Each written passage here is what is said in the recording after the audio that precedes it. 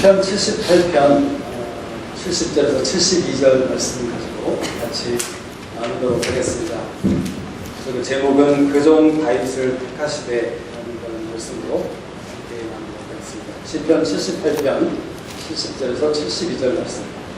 또 그종 다윗을 택하시되 양의 위에서 취하시며 저장을 지키는 중에서 저희를 이끄사 그 백성인 야곱 그 기업인 이스라엘을 기르게 하셨더니 이에 저가 그 마음의 성실함으로 기르고 그 손의 공경함으로 지도하였도다. 이 시편 78편은 이스라엘 백성들의 역사를 기록한 그런 시편입니다. 이 시편 78편을 굉장히 긴 시편인데요. 이것을 잘 읽어보면 하나님께서 그 시편 78편을 기록한 그 아삽을 통해서 말씀하시는 것이 있는데, 그것은 한마디로 얘기한다면 너희들이 보고 들은 것과 또 너희 열조가 너희에게 말해줬던 그런 것들을 너희의 자손과 또 후손들에게 계속 알려서 그들로 하여금 그 소망을 하나님께 두고 하나님의 행사를 잊지 말고 오직 그 계명을 지켜서 그 열조처럼 완고하고 패역하여 그 마음이 정직하지 못한 사람이 아니라 그 심령이 하나님께 충성된 자가 되기를 원한다 하는 것이 하나님의 마음인 것입니다. 다시 말하자면 하나님께서 이 78편을 기록하셔서 이스라엘 백성들 가운데 여러 가지 많은 일들을 행하셨는데, 그 결론의 말씀은 너희로 하여금 이 말씀을 듣는 우리 모두 하나님의 백성된 우리에게 하나님께 마음이 충성된 자로 남아있기를 원하신다는 것입니다. 하나님은 이스라엘의 역사를 나누시면서 우리에게 말씀하십니다. 하나님께 마음이 충성된 자를 찾으신다고 말씀하십니다. 우리 성경에 보면 하나님께서 많은 사람들을 찾으시는 경우가 많이 있는데, 하나님이 예배하는 자를 찾으십니다. 또 하나님이 예루살렘 거리에서 공의를 행하고 진리를 구하는 한 사람을 찾으신다고 말씀하시죠. 그래서 하나님이 그 찾으시는 사람이 많은 사람이 아니라 굉장히 소수의 사람을 찾으시는 것을 우리는 보게 됩니다. 그래서 이 자리에 많은 사람이 모이지 않았지만 여기에 모인 형제님들과 자매님들 가운데서도 하나님이 구하시고 찾으시는 그 진정한 하나님께 마음에 충성된 자, 어쩌면 이런 사람이 될 수 있는, 또 이런 사람으로 일어날 수 있는 그 사람은 어쩌면 굉장한 소수의 사람인 것을 우리가 생각해 보면서 정말 이 자리를 하나님이 부르시는 그 사람으로 내가 뽑힐 수 있도록, 선택될 수 있도록, 택함을 받을 수 있도록 우리는 마음에 결정하고 마음에 다짐하며 이것에 대해서 그 어떤 대가를 지불하고서도 하나님이 원하시는 그런 삶이 될 것을 원하는 마음 가운데 일어나기를 원하시는 것이 하나님의 마음이라고 생각합니다. 이 시편 78편에 보면 하나님께서 이스라엘 백성들에게 이모저모로 은혜를 베푸시고 긍휼을 베푸십니다. 그래서 하나님께서 이스라엘 백성들을 구원해 주시고 어떤 좋은 곳으로 인도하시죠. 그러면 이스라엘 백성들은 어떻게 합니까? 그들이 하나님을 곧 배반하고 우상을 섬기고 죄 가운데 빠지게 되는 것이죠. 그래서 하나님의 진노를 사게 됩니다. 하나님께서 노하셔서 그들을 떠나시고 하나님께서 대적에게 그들을 대적에게 붙이셔서 그들에게 고난과 환난 가운데 있게 하시는 것입니다. 그러면 이스라엘 백성들은 또 하나님께 부르짖습니다. 하나님, 우리를 불쌍히 여겨주십시오. 우리를 긍휼히 여겨주십시오. 그렇게 할 때마다 하나님께서는 그들을 긍휼히 여기신 가운데 다시 한번 인자와 긍휼을 베푸셔서 하나님께서 구원을 해주시고 하나님께서 그들을 다른 곳으로 인도해 주시는 것들이 반복되게 됩니다. 그런데 이러한 일들이 이스라엘 백성들의 역사 가운데 한두 번 일어났던 것이 아니라 계속해서 하나님께서는 인자를 베푸시고 또 백성들은 하나님을 배반하고 하나님을 떠나고 우상을 섬기고 그래서 하나님의 진노를 사고 그래서 다시 한번 고난 가운데 환난 가운데서 하나님께서 그들에게 인자를 베푸시고 은혜를 베푸시는 가운데 구원해 주십니다. 그렇지만 또다시 그들은 하나님의 진노를 살 수밖에 없는 그런 죄 가운데 빠지는 그러한 일들이 계속되는 것을 반복하시다가 마지막 78편 마지막 부분에서 하나님께서 오늘 읽은 말씀처럼 하나님께서 그 종 다윗을 택하시되 그 다윗으로 하여금 이스라엘 백성을 맡기셨더니 이에 저가 그 마음의 성실함으로 기르고 그 손의 공경함으로 지도하였다라는 말씀으로 시편 78편을 끝내는 것입니다. 하나님께서 다윗을 향해서 뭐라고 말씀하셨습니까? 사도행전에 보면 하나님께서는 다윗에 대해서 이 다윗이야말로 내 마음에 합당한 자다. He is after my heart. 내 마음에 합당한 자라 말씀하시면서 이 다윗을 통해서 내 뜻을 다 이루리라 라고 하나님이 말씀하셨어요. 그리고 계속해서 하나님이 약속하신 대로 이 사람의 씨에서, 다윗의 씨에서 이스라엘을 위하여 구주를 세우셨으니 곧 예수라. 즉 다윗의 자손을 통해서 자손이신 예수를 이 땅에 오게 하신 것, 그것이야말로 하나님의 뜻이었고 하나님이 다 이루신 하나님의 뜻인 것을 우리가 보게 되는 것이죠. 다시 말하자면 하나님이 하나님께 대해서 마음이 충성된 자를 찾으시는데 그 이유는 하나님이 가지고 계신 뜻을 이루기 위해서 우리를 찾으시고 우리가 하나님께 마음이 충성된 자로 일어나기를 원하신다고 말씀하시는 것입니다. 우리 한 사람 한 사람에게 말씀하시는 것입니다.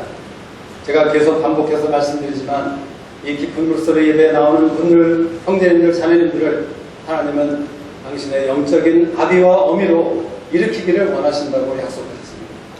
이 말씀을 정말 듣고 내가 마음에 새기고 이 말씀을 믿는 자들, 그래서 그것에 대해서 하나님께 합당한, 하나님이 합당히 여기는 그런 마음을 가진 사람이라면 하나님이 얼마든지 저나 여러분을 그런 영적인 아비와 어미로 일으킬 것을 우리가 기대할 수 있는 것입니다. 왜냐하면 하나님은 신실하신 분이기 때문이시죠.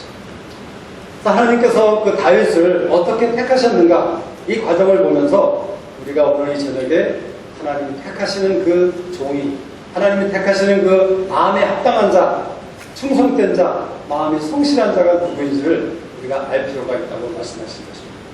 이 말씀에 보니까 그 종 다윗을 택하신다 라고 말씀하셨어요. 그 종 다윗을 택하신다. 여러분, 하나님이 택하시는 사람은 종의 마음을 가진 자라고 말씀하신 것입니다. 종이라는 사람은 어떤 사람입니까? 섬기는 사람입니다. 다스리고 휘두르는 자가 아니라는 것이죠. 제가 우리 장마장이 페이스북에도 글을 썼지만 지난 주일에 그 페이스북의 말씀을 통해서 시편 72편을 저와 하여금 보게 하셨습니다. 하나님이 저에게는 요사이 하나님이 원하시는 왕된 사람, 지도자, 다스리는 자, 소위 사람들이 다스리고 리더가 되고 왕이 되고 우두머리가 되는 그런 사람들이 어떠한 사람인가에 대해서 말씀해주고 계신다고 저는 믿습니다. 시편 71편을 보면서 그 시편 72편은 이 캐나다 땅을 세울 때 그 사용되었던 그 이 땅의 건국 이념이었던 그 말씀이 바로 시편 72편의 말씀이죠. 솔로몬이 자기가 왕으로서 하나님께 구했던 기도의 그 시편이 바로 시편 72편인 것입니다. 솔로몬이 구했던 것을 보면 그는 하나님의 의와 하나님의 판단력을 가지고 그 백성들과 나라를 다스리기 원하였다고 시편을 기록하고 있습니다.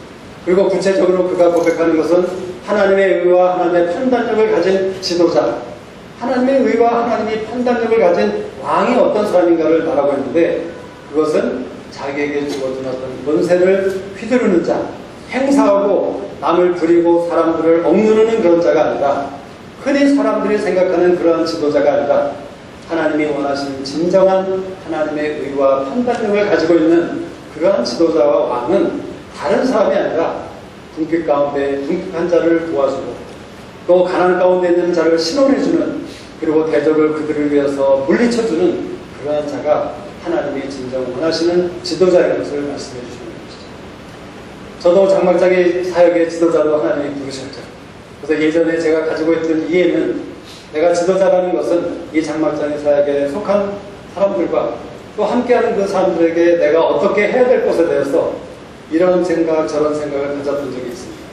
근데 유사히 이런 말씀들을 보면서 하나님이 저에게 원하시는 것은 정말 내가 원하는 나의 의와 나의 판단력, 자스티스와 페어니스를 가진 그러한 지도자가 되기를 원한다면 그 궁핍한 자를 보호해주고 또 가난한 자를 신원해주는 그러한 지도자가 되라고, 그 부르짖는 자를 그 부르짖음을 들어줄 수 있는 그런 자가 되라고 말씀하고 계시는 것입니다. 근데 한 가지 저에게 참 마음에 와닿았던 것은 이것이었습니다. 하나님께서 제 주위에 있는 궁핍한 자, 제 주위에 있는 가난한 자, 필요가 있는 자를 도와주라고 하실 때 어떤 조건을 달지 않으셨다는 것입니다. 우리는 얼마나 조건을 가지고 따지는 자인지 우리 모두가 우리 자신을 너무나도 잘 알고 있죠. 우리가 어떤 사람을 도와주고 싶은데 흔히 그런 생각들이 속속히 들어오곤 합니다. 저 사람이 예전에 나한테 어떤 잘못을 했는데, 저 형제가 저 자매가 나에게 어떤 일을 했길래 내가 저 사람을 도와주어야 하나, 저 사람은 자격이 없다, 저 사람은 내가 도와주지 않아도 된다 하는 이런 여러 가지 생각들을 하게 된다는 것이죠. 근데 하나님이 원하시는 의와 하나님이 원하시는 저스티스는 그 판단력이라는 것은 그러한 의와 판단력을 가진 지도자라는 사람은 아무 조건도 없이 unconditionally 우리가 궁핍한 자를 도와주고 가난한 자를 신원해 줘야 되는 것이 참다운 하나님이 구하시는 그런 지도자라는 것을 하나님 말씀해 주고 계십니다. 우리가 다음 주일에 킹스캐치를 위해서 특별히 예배를 드리고 그들을 위해서 헌금을 하게 될 것입니다. 저는 우리 킹스캐치 가운데 부르짖음이 있다고 그 음성을 들었다고 생각합니다. 우리 킹스캐치가 그 브라질 땅을 가려면 한 사람이 적어도 2,000불 이상의 비용을 들여야 갈 수 있는 그런 엄청난 그런 여행입니다. 여러분, 이 재정적이라는 것은 저도 경험을 해보지만 또 하고 있지만 여러분, 재정적인 것만큼 얼마나 우리를 어렵게 하고 때로는 우리를 무력하게 하는 할 수 있는 그러한 요소인 것을 우리가 잘 알고 있습니다.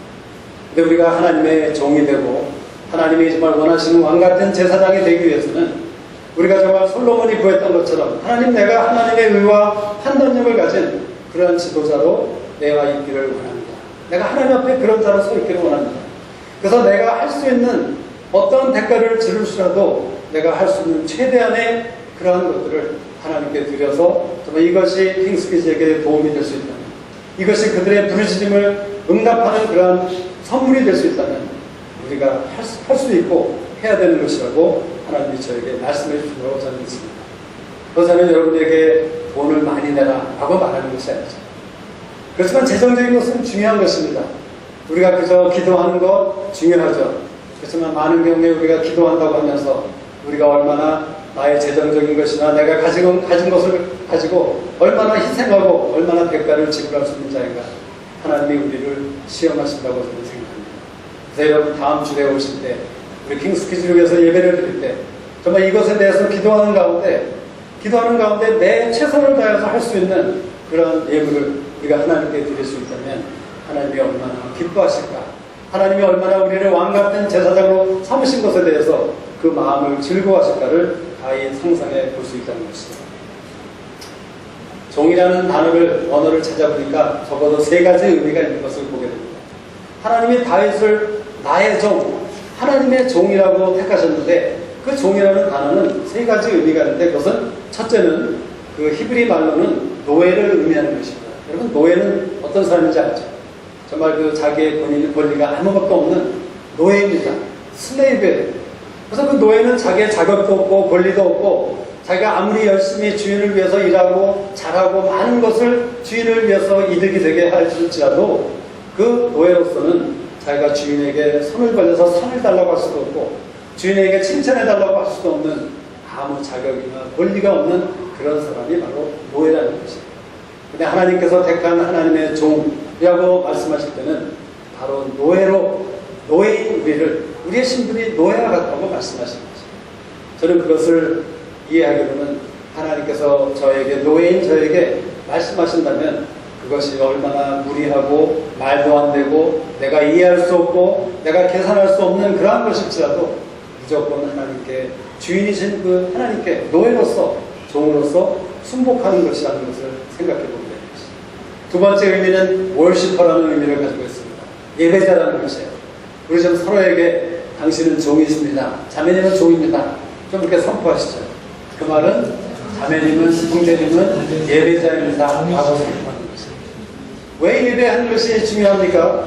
우리가 진정한 하나님의 종이 되기 위해서는 우리가 예배를 알지 못하고 예배 가운데 서 있지 못한다면 우리가 하나님이 원하시는 종이 될 수가 없는 것입니다.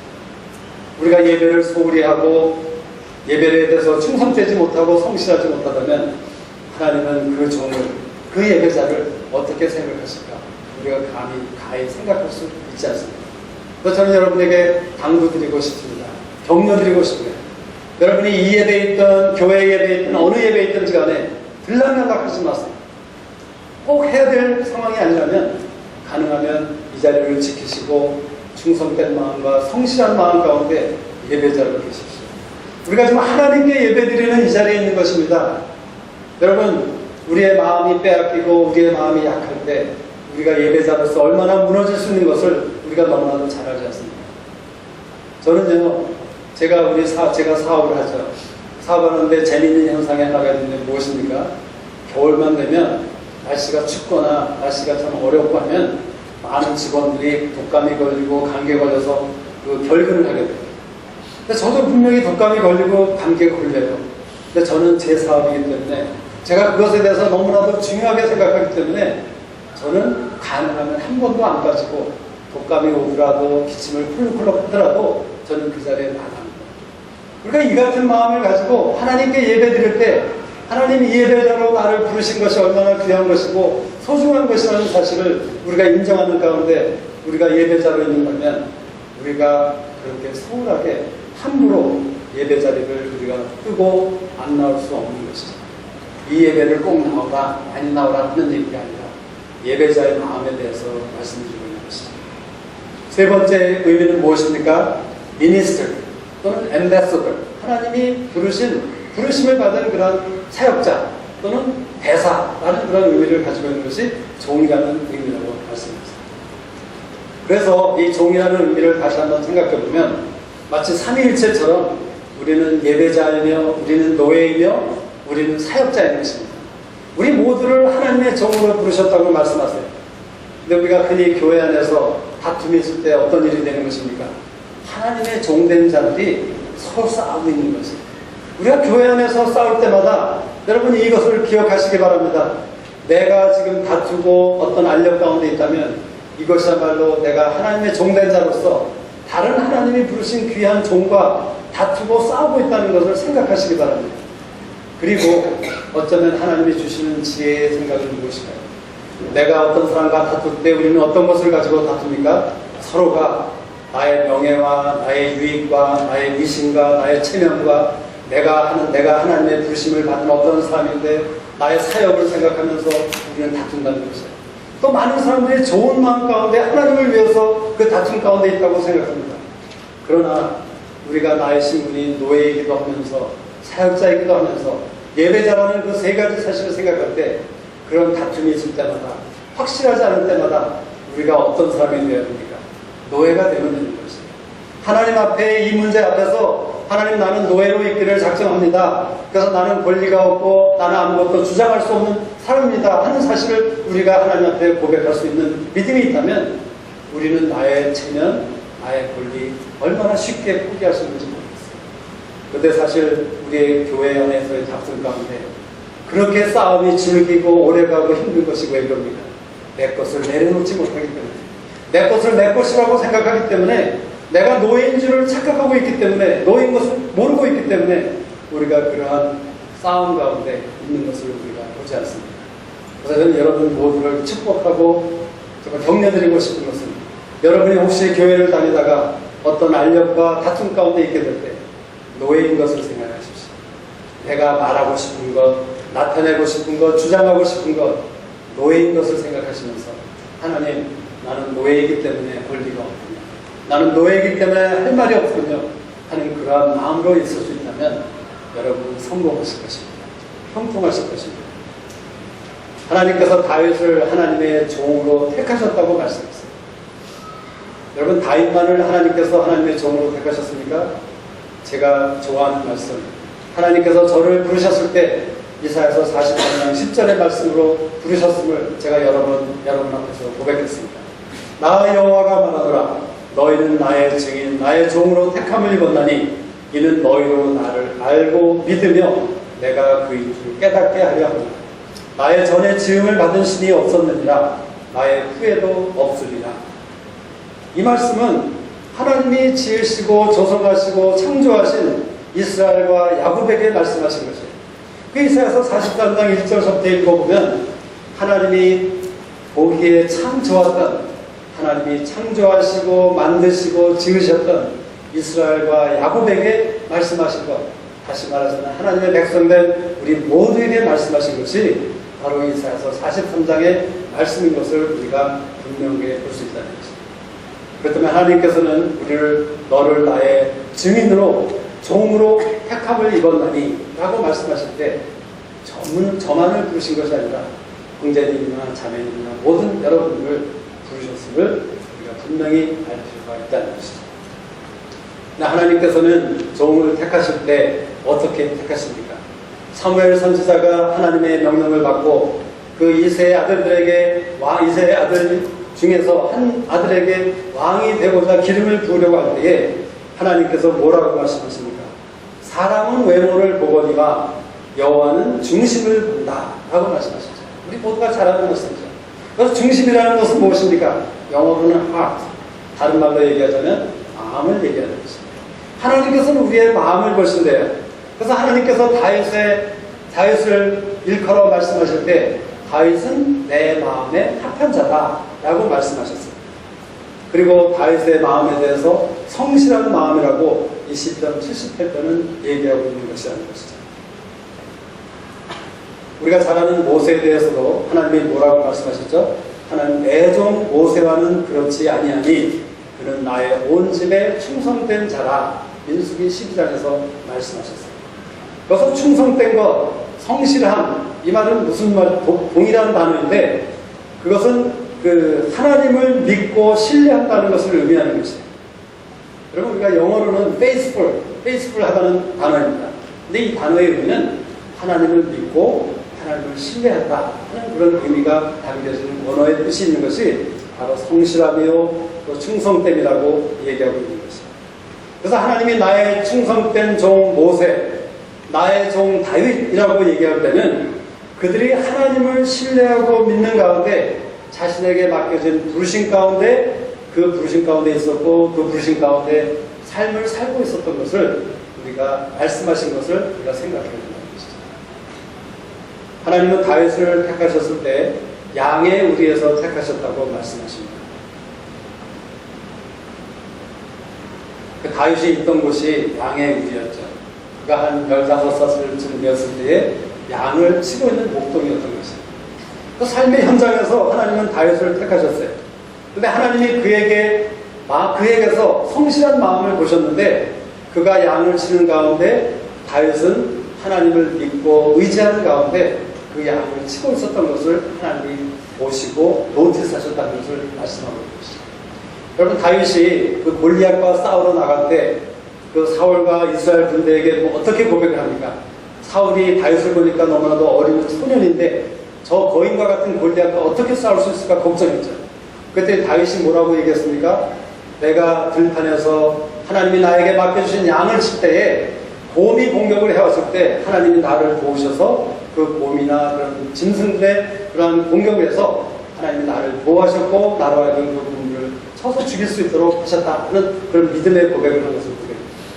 다윗은 자기가 목동으로서 하나님의 양을 칠 때에 하나님을 믿고 의지하는 가운데 그 양의 목동으로 있었던 것을 분명히 말씀해주고 있다는 것입니다.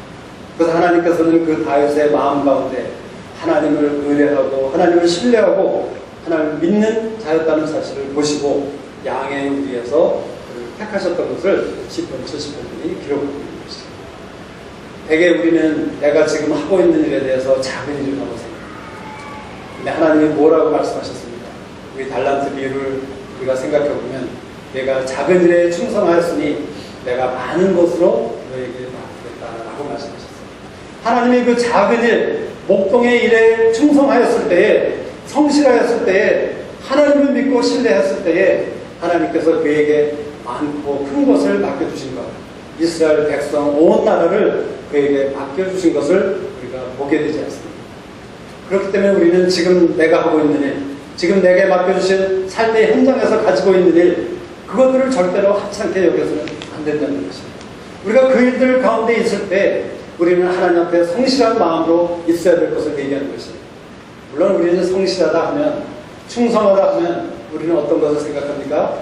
우리는 그것에 대해서 한 번도 빠지지 말아야 되고 늦지도 말아야 되고 그것에 대해서 열심히 해야 되고 뭐 이런 것들을 생각하는 것이죠. 근데 하나님이 말씀하시는 성실한 마음, 충성된 마음이라는 것은 그것보다도 하나님을 믿고 신뢰하는 가운데 그 일, 그 직장, 그 삶의 현장 가운데 있는 것을 의미하는 것입니다. 우리가 정말 하나님을 신뢰하고 믿는다면 우리는 당연히 직장에 잘 빠지지 않겠죠. 우리가 정말 하나님을 믿고 신뢰한다면 우리는 당연히 열심히 일할 것입니다. 게으르게 하지 않을 것이라는 것이죠. 함부로 여기지 않을 것이라는 것입니다. 양의 우리는 다윗이 처해 있던 상황이었어요. 우리가 이 말씀을 잘못 보면 하나님은 왕을 택하실 때, 리더를 택하실 때 아주 하찮은 곳에서만 택하시는가 보다. 아니죠. 다윗이 있던 곳이 양의 우리였어요. 삶의 현장이었다는 것을 의미하는 것이에요. 다윗이 그 삶의 현장, 거기서 하나님을 믿고 신뢰하는 가운데 성실한 마음 가운데 있었을 때에 하나님이 그를 취하셔서 건져내셔서 하나님이 원하시는 이스라엘의 왕으로 삼으셨던 것을 우리가 보게 되는 것이죠. 그래서 다 이 말씀을 보니까 하나님이 택하시는 기준이 무엇입니까? 마음의 성실함이라고 말씀하시는 것이에요. 이 성실함이라는 것은 하나님을 믿고 하나님을 의지하는 것이기도 하지만 언어의 의미 중에 또 한 가지는 무엇입니까? 이것은 우리의 나누어지지 않는 마음, wholeness, 아주 전체적인 것, 어떤 부분적인 것이 아니라 우리의 마음이 전체적으로 하나님께 드려진 것을 의미하는 것이에요. 99.9%가 아니라 100%를 하나님이 요구하고 있습니다. 자, 이 말을 들으면 저부터라도 우리 모두가 내가 어떻게 하나님께 100%한 자가, 내가 어떻게 하나님 앞에 100% 마음을 드릴 수 있을까 하는 그런 걱정과 근심이 우리를 가득하게 되죠. 그런데 하나님이 우리에게 구하시는 온전하신 perfectness, 그것은 우리가 흔히 생각하는 그런 온전함이 아니라 조금 다른 것입니다. 얼마나 감사한지 모르죠. 여러분, 부자 청년의 얘기를 아시죠? 주님께서 그 청년에 대해서 그렇게 얘기하셨어요. 내가 정말 온전하기를 원하거든, if you want to be perfect 라고 말씀하시면서 내가 가진 것을 다 팔아서 가난한 자에게 나누어주고 그리고 나서 나를 따르라 라고 말씀하셨어요. 그랬더니 부자 청년이 그 재물이 많기 때문에 슬퍼서 그 근심 가운데 주님을 떠나갈 수밖에 없다고 말씀하셨죠. 주님이 여기서 말씀하신 온전한 것은 우리 각자의 수준에 맞는 온전함을 얘기하는 것이에요.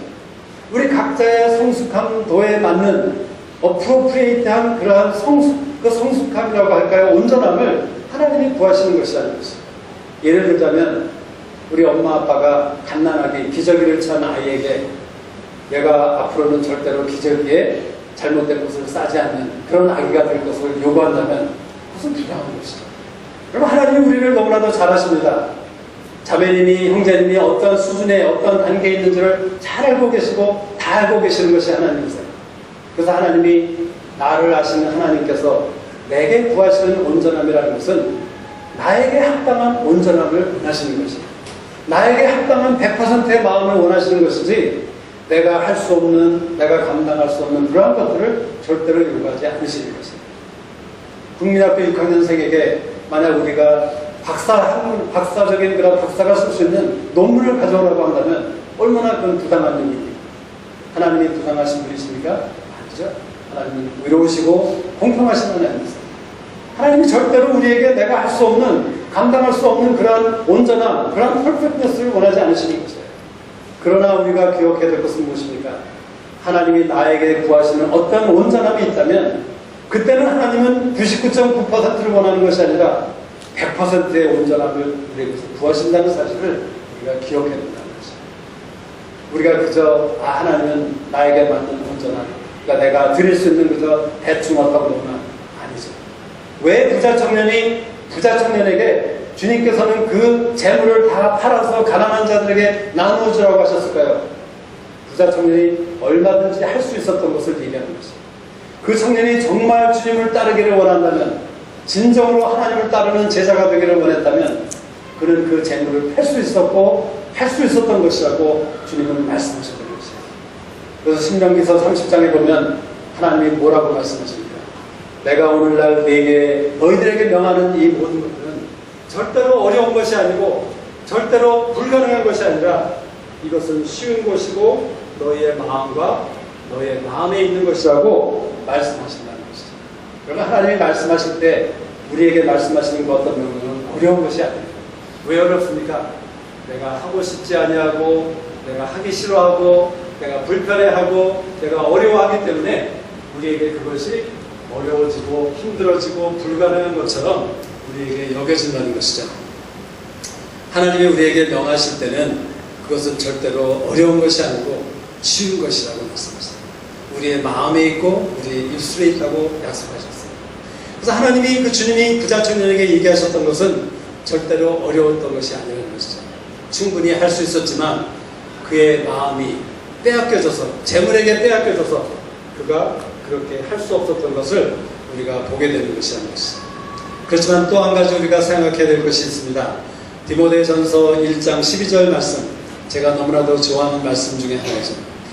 바울의 얘기입니다. 나를 충성되이 여겨 내게 직분을 맡기시니, 나를 충성되이 여겨라는 말은 무슨 말입니까? 영어로는 deemed, 그렇게 간주하셨다, 그렇게 여겨주셨다. 그 말은 무슨 말이죠? 바울이 충성되지 않았다는 얘기를 하고 있는 것이에요. 바울은 자기 자신을 알았습니다.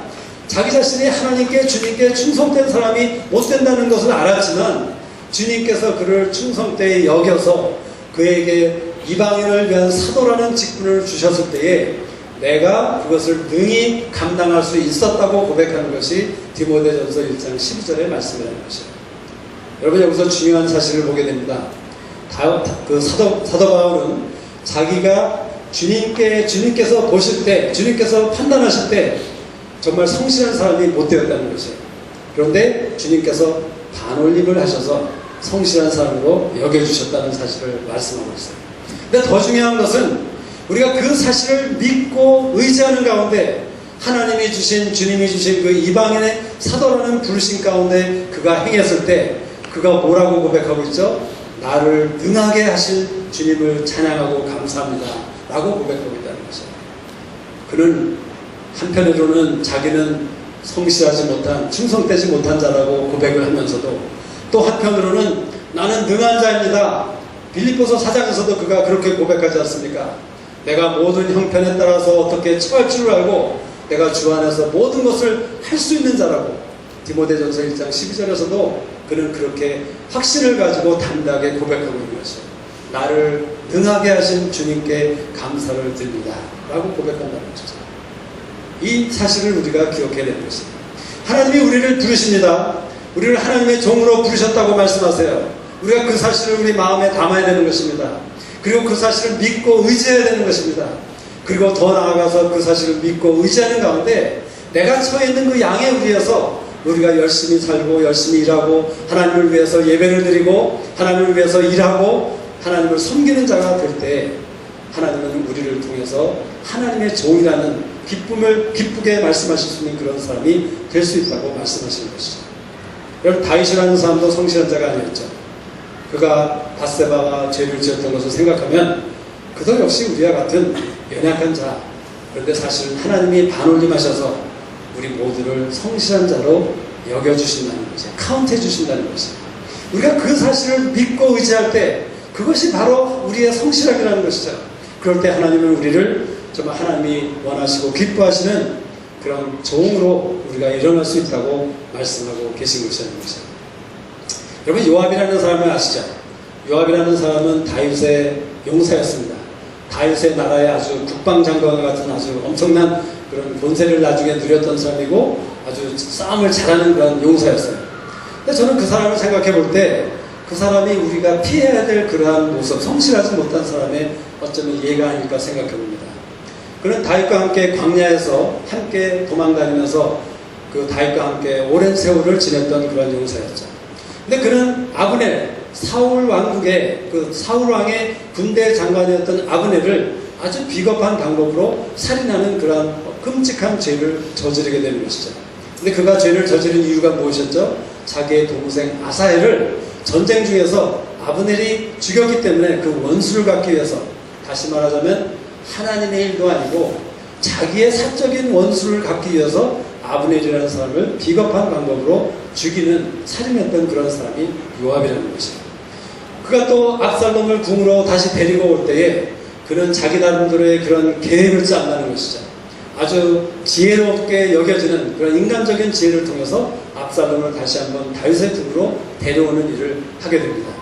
그리고 마지막에 자기가 죽기 전에 그 아도니아라는 그 아도니아가 왕이 되고자 이미 다윗 왕은 솔로몬을 왕으로 세우고자 말씀을 했는데 그것을 어기고 요압은 그 아도니아의 편을 들어서 아도니아를 왕으로 세우고자 했다가 결국은 하나님의 성전에서 죽임을 당하게 되는 것이었죠.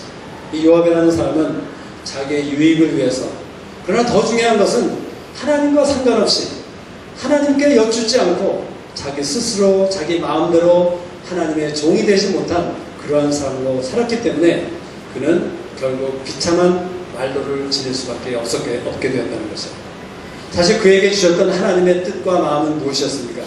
사무엘상에 보면 다윗이 광야에 있었을 때 어떤 일이 일어나죠? 400여 명의 환난당한 자, 빚진 자, 마음이 원통한 자들이 다윗에게 오게 됩니다. 사실 하나님이 요압에게 말씀하셨던 것은 내가 홀로 있는 다윗과 함께하는 자가 되어라 라고 말씀하셨다는 것이에요. 그런데 그 말씀을 이 요압이 믿지도 않고 의지하지도 않고 신뢰하지도 않고 결국은 자기 스스로 행했기 때문에 그는 망할 수밖에 없었던 것을 우리가 볼 수 있는 것이죠. 마음이 성실하다는 것은 하나님이 저나 여러분에게 말씀하시는 그 어떤 말씀에 대해서 마음을 지키고 믿고 의지하고 나가는 것이 바로 성실한 사람이요 충성된 사람이요 온전한 사람인 것을 우리가 볼 수 있는 것입니다. 반면에 다윗이라는 사람은 스스로 왕이 될 수 있는 기회가 2번이나 있었습니다. 사울을 죽일 수 있었죠. 그런데 다윗은 그 스스로 자기를 택하지 않고 그 택하심을 스스로 이루지 않고 하나님이 하실 때까지 그는 기다렸던 사람입니다. 하나님을 앞서가지 않았던 것이죠. 그래서 하나님께서는 그를 향해서 너야말로 내 마음에 합당한 자다 라고 말씀하셨던 것입니다. 이 시편 78편의 말씀을 보니까 다윗이 손에 공교함을 가지고 이스라엘 백성을 그 양무리와 같이 다스렸다, 이끌었다 라고 말씀하고 있습니다. 손에 공교함, 그 다윗의 손이 스킬풀했대, 아주 기술이 있었다는 것이에요. 그래서 이 말씀을 잘못 생각하면 아마도 다윗은 리더로서 하나님의 왕으로서 아주 기술이 좋았고 아주 그 여러 가지 스킬이 많았는 모양이다. 아마 우리가 그렇게 생각할 수 있어요. 어쩌면 그런 사람이었을지도 모릅니다. 그렇지만 하나님이 이 성경 말씀을 통해서 말씀해 주시는 것은 무엇입니까? 저나 여러분이 하나님의 종으로서 성실한 마음 가운데 있을 때 하나님이 나에게 말씀하신 것을 믿고 신뢰하는 자가 될 때 하나님께서 어떻게 하신다고요? 우리의 손을 공교하게 만드시고 우리의 손을 공교하게 가르쳐 주시겠다고 약속하고 있는 것이에요. 여러분, 나는 재주가 없어, 나는 기술이 없어, 나는 실력이 없어, 나는 지식이 없어, 지혜가 없어, 경험이 없어, 나이가 너무 적어, 이런 이유들 많지 않습니까? 그런데 여러분이 정말 마음이 성실한 자로 있다면 걱정하지 마세요. 하나님께서 여러분이나 저의 손을 공교하게 하셔서 그 엄청나고 큰, 감당하기 어렵다고 생각할 수 있는 이스라엘 백성을 다스리는 훌륭한 마음으로 하나님이 다윗을 세우셨던 것처럼 저나 여러분을 그러한 사람을 세울 수 있다고 약속하시는 것이에요. 시편 77편 20절에 보면 주의 백성을 무리양같이 모세와 아론의 손으로 인도하셨나이다. 비슷한 말씀이 아닙니까? 다시 말하자면 하나님께서 선한 목자가 되셔서 하나님의 백성인 그 양들을, 무리양을 인도하셨는데 아론과 모세의 손을 통해서 인도하셨다는 것입니다. 다시 말하자면 다윗이나 아론이나 모세나 저나 여러분은 하나님이 쓰시는 도구에 불과하다는 것이죠. 그렇지만 하나님이 쓰시는 공교한 손과 같은 도구라는 것이에요. 아주 기술이 있고 아주 실력이 있고 아주 지혜롭고 아주 잘할 수 있는 형통한 그러한 하나님의 손이 될 수 있는 것이 우리 모두에게 포텐셜로 주어졌다는 것입니다. 어떤 사람에게? 마음이 성실한 자에게. 내 마음 가운데 하나님이 말씀하신 그 어떤 것에 대해서 내가 그것을 지키고 의뢰하고 믿고 신뢰하는 그런 자가 될 때 하나님은 우리를 종으로 택하시고 취하셔서 우리의 손을 공교롭게 하심으로 그러한 일들을 얼마든지 이룰 수 있다는 것이 바로 오늘 주신 그러한 말씀이라는 것이죠. 이 시간에 잠깐 적용하십시다.